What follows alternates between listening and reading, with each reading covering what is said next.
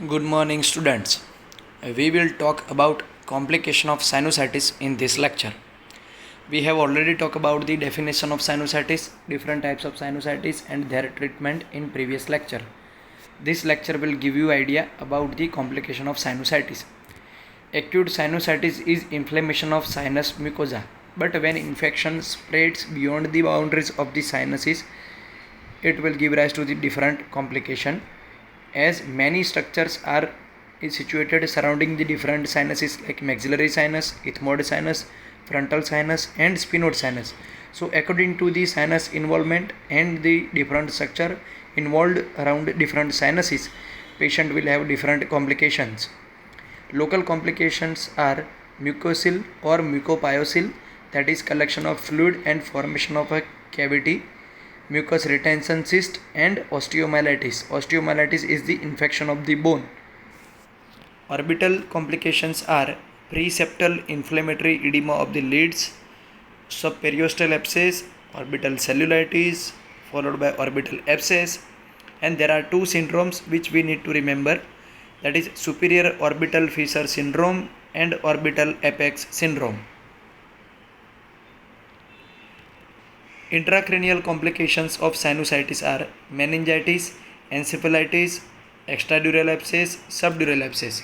These are related to the meninges in close relation to the frontal sinus and sphenoid sinus. Brain abscess, whenever infection reaches up to the brain and form abscess in the brain due to the sinusitis. Cavernous sinus thrombosis. Fourth is the descending infection, and last one is the focal infections.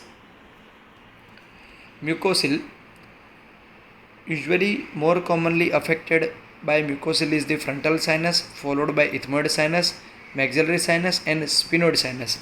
Sphenoid sinus mucoceles are very rare. The main etiology for mucoceles are two. First is chronic obstruction of the sinus ostium result in accumulation of secretion and expansion of the bony cavity of the sinus. Second is whenever there is cystic dilatation of a single mucus gland of the sinus mucosa due to the obstruction of that single duct, and due to the obstruction of this duct there will be increase of the collection of mucus into that duct, and there is increase in size of the duct, and that will reach the size of the overall whole sinus. So these are two main mechanisms for formation of mucocele. Mucocele of frontal sinus usually followed by the acute episode of sinusitis, and whenever there is obstruction of the frontal sinus ostium, it will present in the supromedial quadrant of the orbit. It displays eyeball forward, downward and laterally. So whenever there is mucocele in the nasal sinuses, it will pressure over the orbit and it will displace the orbit from the normal cavity. So in mucocele, frontal sinus is situated superiorly and posteriorly to the orbital cavity. So it will displace the eyeball forward, laterally and downward, as frontal sinus mucocele is present here.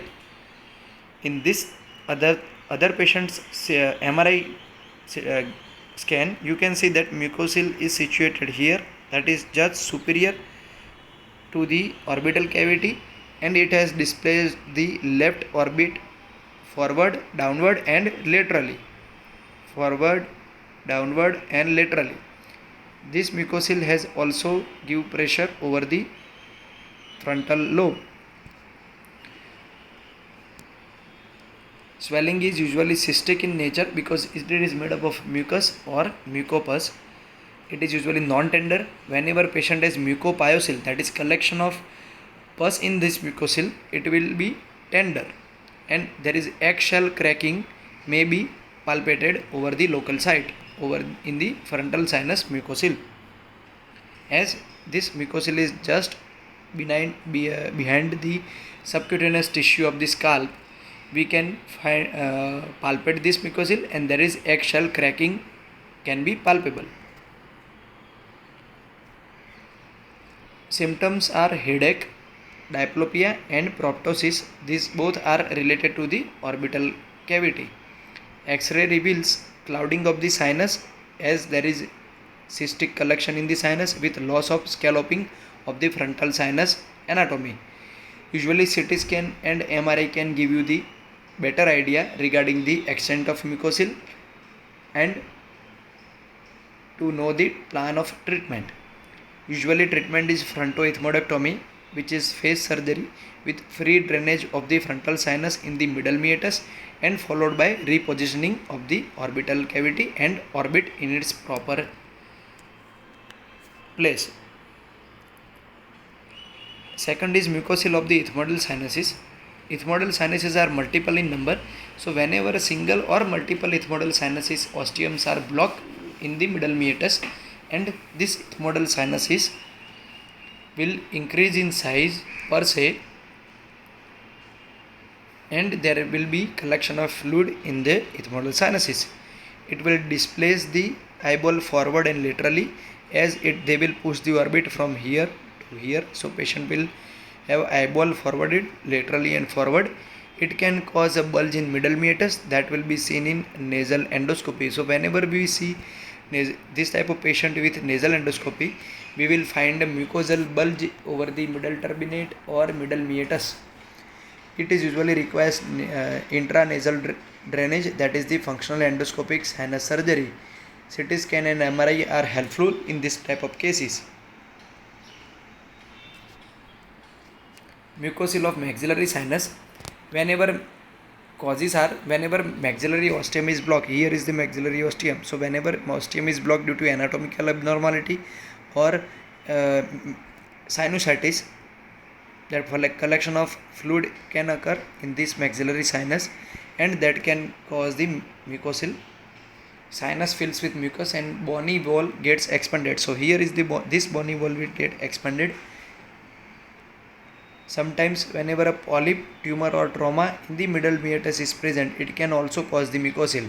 So whenever there is anatomical abnormality or there is pathological polyp or tumor in the maxillary sinus ostium, it can cause collection of mucus in this maxillary sinus, and that bony wall can enlarge with mucocele.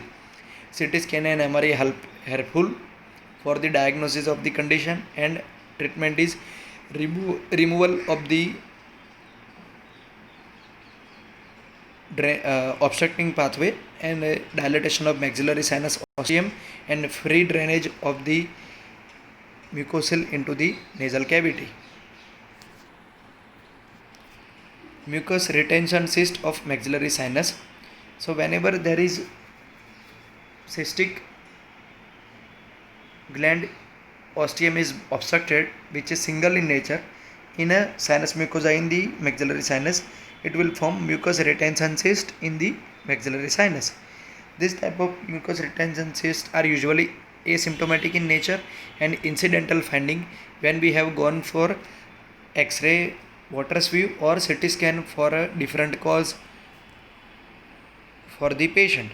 Usually no treatment is required generally. This type of cystic usually regress on its own and regress spontaneously.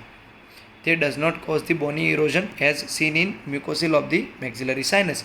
It can cause expansion of this bony wall, but mucocele does not affect the bony cavity of the maxillary sinus. Here you can see that one mucocele is present here over in this X-ray PNS and OPG-gram. In this CT scan, you can see that mucocele is present over here in right maxillary sinus, and there is some small mucocele present over the left maxillary sinus. Mucocele of the sphenoid sinus. Whenever sphenoid sinus ostium is blocked, sphenoid sinus will be collected with the mucus and it will form the mucocele.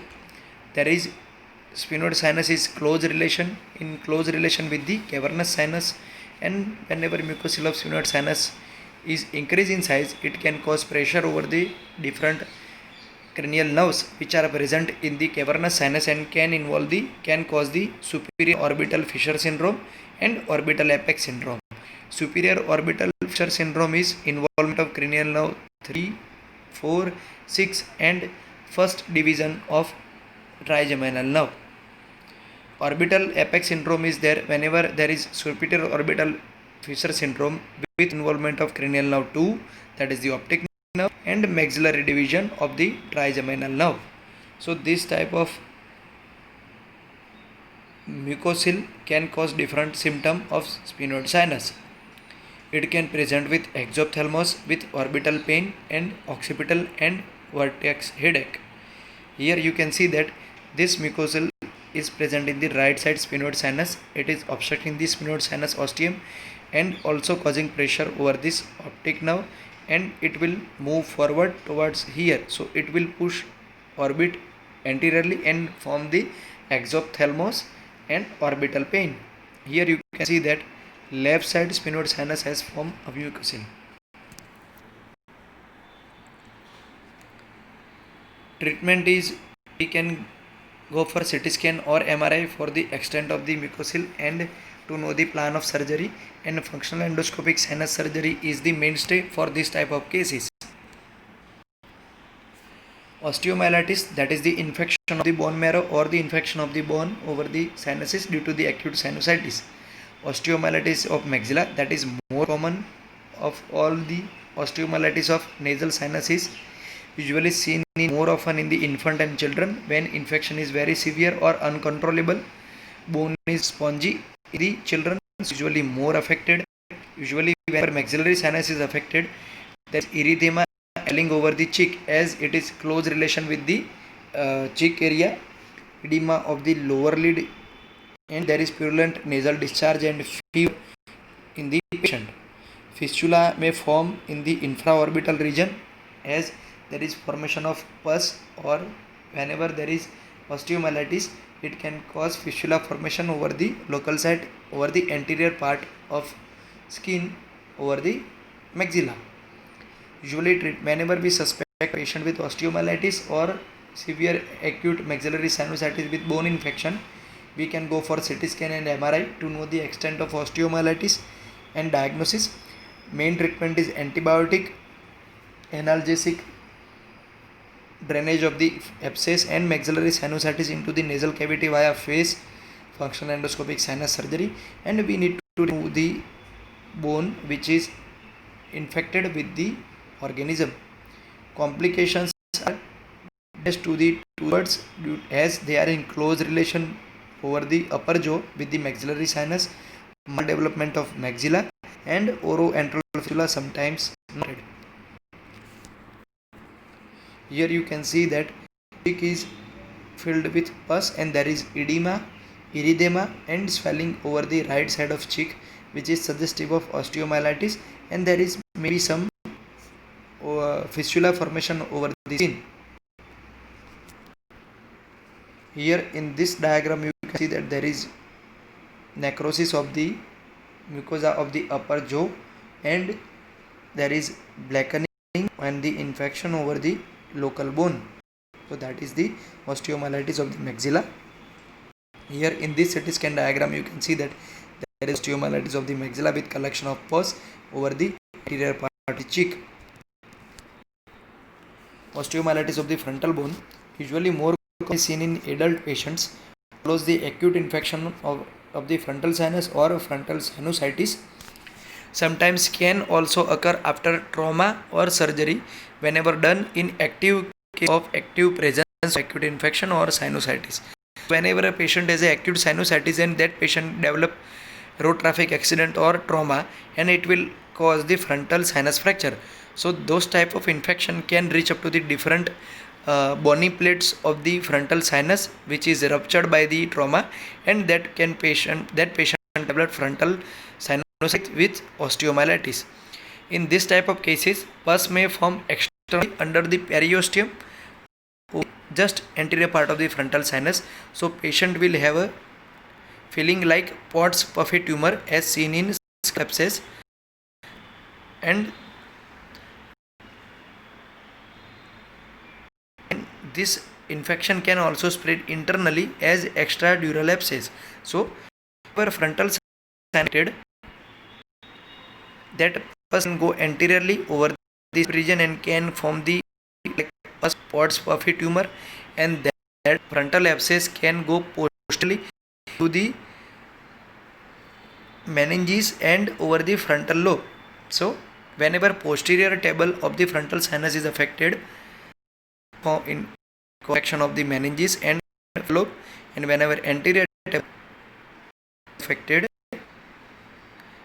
it will form filling towards puffy tumor or abscess over the anterior wall of frontal sinus. Treatment is antibiotic the frontal sinus into the nasal cavity via face external approach, that is of the sinus. Orbital complications. Orbit is in close relation to the different sinuses in nasal cavity. So whenever infection is present in any sinus, that can reach up to the orbit, as we have seen previously, and most commonly associated with infection, as they are in close relation with the lamina papricea, that is the bone between orbit and nasal cavity. Main in agenda is inflammatory edema of the lids. It is usually to the nasal infection. No edema or tenderness is present over the orbital cavity. Usually involves only preseptal space, and eyeball movements are normal, and vision is also normal. There is swollen in frontal and lower in maxillary sinusitis, and whenever both are present, it is ethmoid sinusitis. Subperiosteal abscess. So whenever there is pus formation which collects just outside the bone but under the periosteum, over the lamina papricea or in frontal sinus below the roof of the orbit, and in maxillary sinus over the floor of the orbit. Pus forms at the medial wall of the orbit and displays eye forward, downward. Here you can see that is small amount of pus is collected just subperiosteally behind the periosteum of orbital medial wall of which is bony.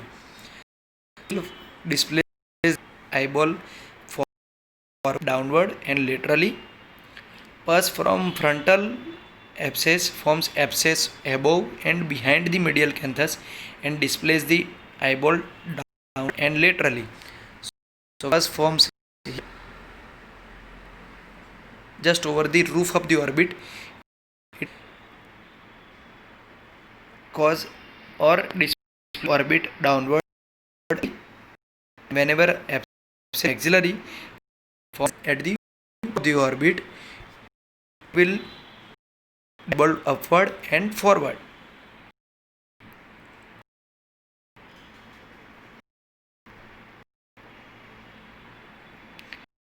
Treatment is same, that is the injectable antibiotic, free drainage of the infected nasal sinus, nasal cavity via face approach, and symptomatic other treatment like eye drops, painkiller, and if fever, then analgesic.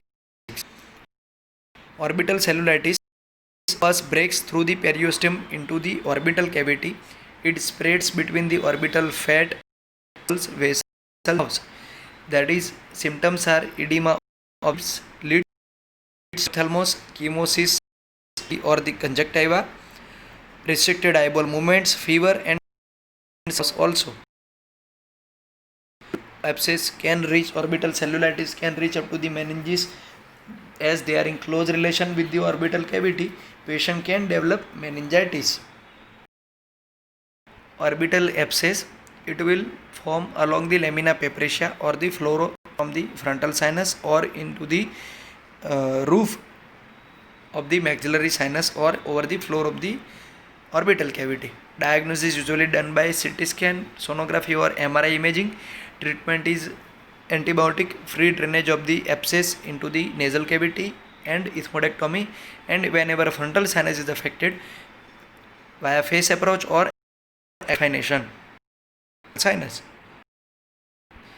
Superior orbital fissure syndrome. Sometimes infection of sinuses can cause the superior orbital fissure syndrome, as they are in close relation with the sphenoid sinus. There is deep orbital pain, frontal headache, and headache over the occiput or vertex, progressive paralysis of 6, 3, and 4. Whenever syndrome is also of 2 and maxillary division of the fifth nerve. It is orbital apex syndrome. So this is a diagrammatic image of these orbital complications. In subperiosteum, this is orbital cavity. Here is subperiosteum. The abscess is present just behind the periosteum of the bone. It is known as reach below the boundary of periosteum. It will form the orbital cellulitis and orbital intracranial complication. Meninges are in close relation of the different sinuses like frontal sinus, ethmoidal sinus, sphenoid sinus.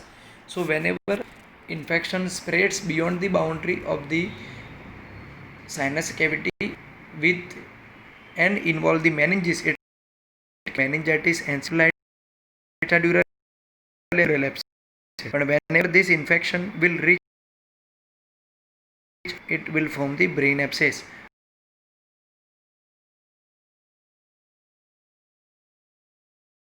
And whenever this reach up to the cavernous sinus, thrombosis are very rare in this patient because nowadays antibiotics are good and this type of sinusitis infection usually resolve with the antibiotic course. Cavernous sinus is a which are 2 in number. More sinus in the dural cavity. It lies on isla turcica and it is lateral and superior to the sphenoid sinus. Posterior whenever sphenoid sinus is present, cavernous sinus is situated and superior sinus. Cavernous sinus is right and left. There is in which pituitary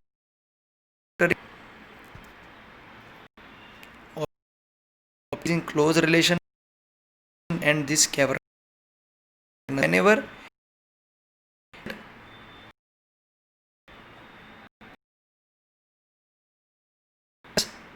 or involvement of with involvement of orbital nerve, it can reach up to the cis. Here you can see that cavernous just above and lateral to the sphenoid sinuses. Cavernous sinus also contains ophthalmic nerve, abducens nerve. It in the internal carotid artery and other space is filled with blood. Cavernous thrombosis there shape of nerve that is abrupt with chills and rigor. Eyelid is sclerosis. These are the orbital symptoms. Fourth and sixth nerve, superior orbital fissure syndrome. And shows congestion and edema with the DOV. Sensation in distribution of first division of trigeminal nerve is diminished. This type of cases as meninges are not affected.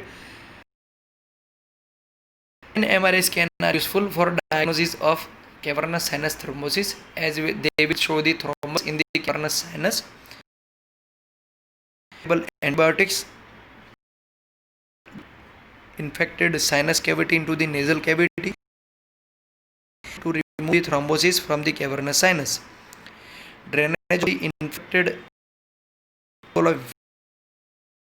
cavity or whenever any other infection is present that needs to be done.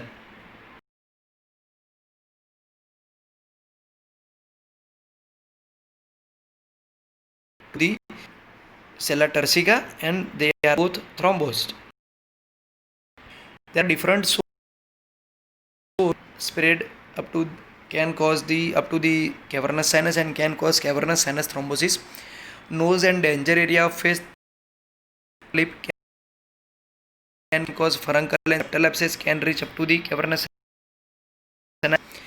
Ethmoidal sinuses can cause orbit and will reach the cavernous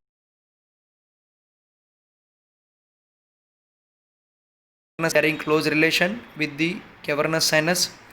Frontal sinus will cause cavernous sinus thrombosis via supraorbital route.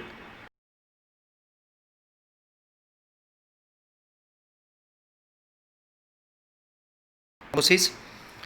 Upper lid can reach infection can reach up angular and ophthalmic veins.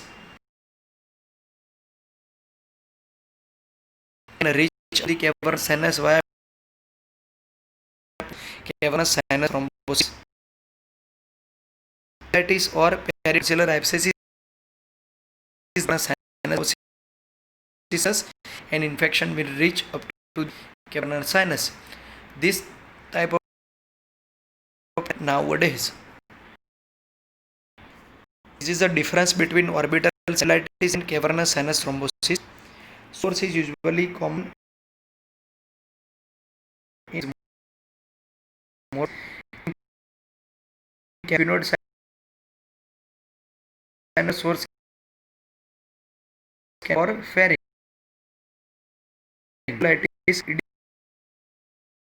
There will be motion and whenever there is inflammation is there. In cavernous sinus is equipped with chills and rigor. Cranial nerve with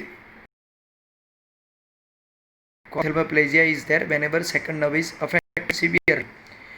In cavernous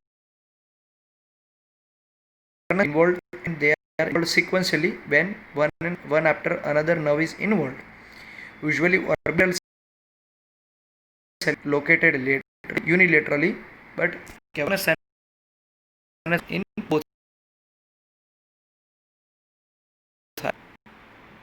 Other complications are descents. This media can develop whenever there is infection will reach up to the initiation tube. It will go into the middle ear, but these are rare complications. Pharyngitis is lateral pharyngitis and hypertrophy of the lateral pharyngeal band is a sign of chronic sinusitis. So patient will have a multiple granulation over posterior pharyngeal wall and patient will develop repeated attack of acute pharyngitis due to the infection in the sinuses. Sometimes repeated tonsillitis can occur due to the repeated sinusitis, persistent laryngitis and bronchitis. Fungal infections. Sometimes sinus infection can play a role of foci for infection in the other part of the body, but these are very rare and these are doubtful cases. Polyarthritis, sinusitis, fibrositis, different hands and legs may improve after whenever there is infection in the sinus. So sometimes whenever sinus is affected, that infection can reach up to the different part of the body and can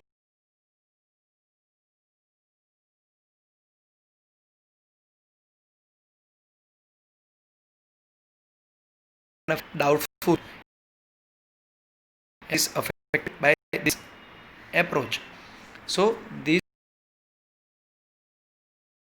cases which arise from the acute infection of sinus. Thank you.